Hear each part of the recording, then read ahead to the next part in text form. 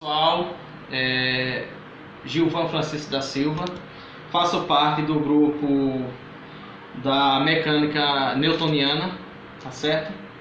E vamos gravar alguns vídeos aí para explicar as 3 leis de Newton, tá certo? Vou falar da primeira lei de Newton, ou o princípio da inércia, tá certo? A primeira lei de Newton nada mais é do que a relação de força e movimento, tá certo? Por que a relação de força e movimento? Essa força, ela pode alterar o seu estado de movimento, tá certo? Se um corpo está em movimento, lembrando que esse movimento tem que ser uniforme e retilíneo. O que quer dizer isso? Uniforme quer dizer que a velocidade é única. Uniforme é único. Velocidade constante e aceleração nula. Essa é a primeira característica, a principal característica do movimento uniforme. E movimento retilíneo, retilíneo quer dizer em linha reta, tá certo? Então a primeira lei de Newton é a relação de força e movimento, ok? Mas antes de entrar na questão da primeira lei de Newton, eu gostaria de falar de repouso e movimento, tá certo? Professor, como é que eu sei se um corpo está em repouso ou em movimento? Quando uma pessoa fizer essa pergunta a você, você tem que pensar o seguinte: e a referência? Quem é o referencial? E o que é referencial? Referencial, pessoal, nada mais é do que um corpo adotado, tá certo? Como referência. Eu vou usar esse corpo como referência para estudar um outro corpo em relação a ele, tá certo? Se um corpo estudado tiver a distância alterada da referência do corpo adotado, então se essa distância está sendo alterada, aumentando ou diminuindo a distância, ele está em movimento. Se essa distância estiver constante, ela está em repouso, tá certo? Então vamos lá. Princípio da inércia, ou primeira lei de Newton, tá certo?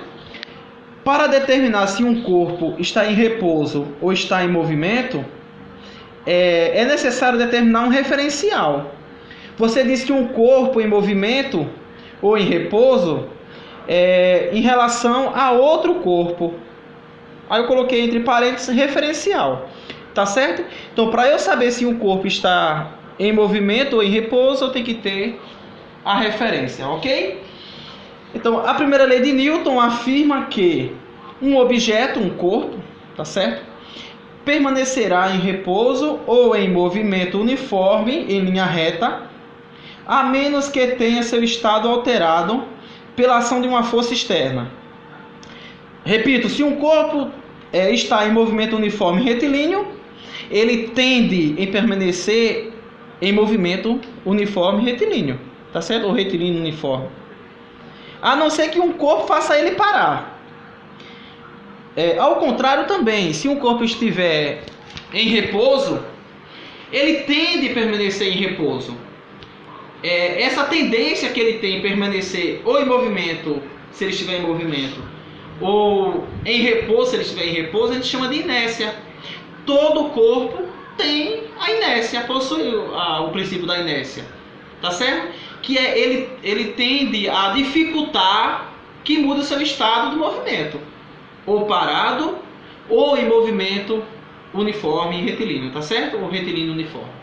Beleza? Então vamos lá. Quando ele diz aqui, pessoal, ó, quando ele diz aqui movimento uniforme, como eu falei, velocidade constante, tá certo? É uma constante.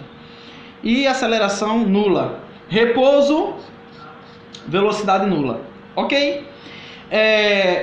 Também chamada de lei da inércia ou princípio da inércia, como eu falei. Ela foi concebida por Isaac Newton. Ele se baseou nas ideias de Galileu sobre a inércia para formular a primeira lei, pessoal. Então vamos lá. A primeira lei, junto com outras 2 leis, a segunda lei e a terceira lei, que é a ação e reação, formam os fundamentos da mecânica clássica. Tudo bem, pessoal? Então, tudo que eu falei tem a ver com inércia. E o que é inércia, professor? Inércia é a resistência oferecida por um corpo a alteração do seu estado de repouso ou movimento. Como eu falei antes, a inércia do corpo ele tende a dificultar que mude o seu estado de movimento, ou parado, em repouso, ou em movimento, lembrando que esse movimento tem que ser uniforme e retilíneo, tá certo? E quanto maior a massa do objeto, a massa desse corpo, maior a resistência que este corpo oferece à alteração do seu estado, tá certo?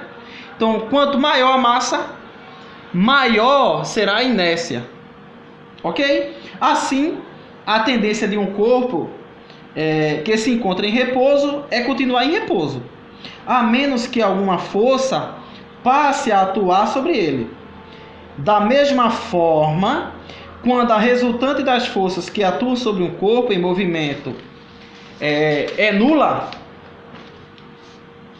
ele continuará a mover-se, continuará em movimento, tá certo? Então, um corpo em repouso, ele tende, tá certo? Ele tem a inércia para tender, para dificultar que mude esse estado de repouso, tá? Se ele estiver em movimento uniforme e retilíneo, ele também possui a inércia para dificultar que algo mude esse movimento uniforme e retilíneo, ok? Coloquei 3 exemplos básicos aqui, talvez vocês já viram em algum momento, ou pelo menos vivenciaram no dia a dia de vocês, tá certo? Então, exemplo A. Quando estamos dentro de um ônibus em pé e o mesmo freia bruscamente, por inércia, somos atirados para frente, tá certo? Estamos em movimento em relação ao solo, o ônibus freia rapidamente para parar, tá certo? Então nosso corpo tende a ir para frente, porque nós estávamos em movimento em relação ao solo, ok? Exemplo B. Quando um carro vai fazer uma curva, é necessário que uma força atue, pois de outra forma o carro irá seguir em linha reta. Então, se ele está com movimento retilíneo, para ele fazer uma curva para a esquerda ou para a direita, uma força tem que ser aplicada sobre ele, tá certo? Que ele tende a permanecer em movimento uniforme e retilíneo, ok? Exemplo C. O uso do cinto de segurança baseia-se no princípio da inércia. Os passageiros de um veículo, ao colidir com outro veículo ou numa freada mais brusca, têm a tendência de continuar em movimento. Desta forma, sem o cinto, podem ser arremessados para fora do veículo ou bater no vidro, bater em alguma parte do veículo, tá certo? Então, pessoal, entenderam direitinho os 3 exemplos? Eu dei o exemplo de uma pessoa em pé no ônibus, o motorista freia bruscamente, tá certo? E o nosso corpo tende a continuar em movimento em relação ao solo ou em relação a algo que está fora do ônibus.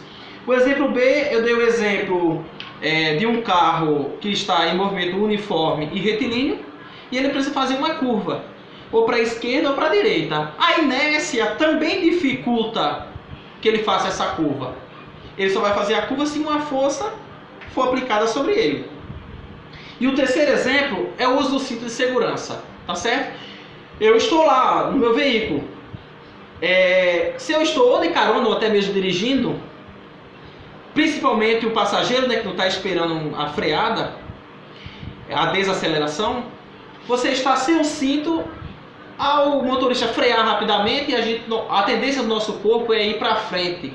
E dependendo, pode ser jogado para fora, tá certo? Ou se ele colidir. Se ele colidir, o nosso corpo é jogado para frente, tá certo? Mais do que a freada ainda, ok? Porque tem a força do impacto da velocidade do veículo indo, do veículo vindo, ou até mesmo o veículo parado, um em movimento, o outro parado, e a colisão, o nosso corpo tende a ser jogado para fora. Tá certo, pessoal? Então nós temos mais a segunda lei de Newton e a terceira lei de Newton, dando continuidade ao nosso curso de mecânica newtoniana. Valeu!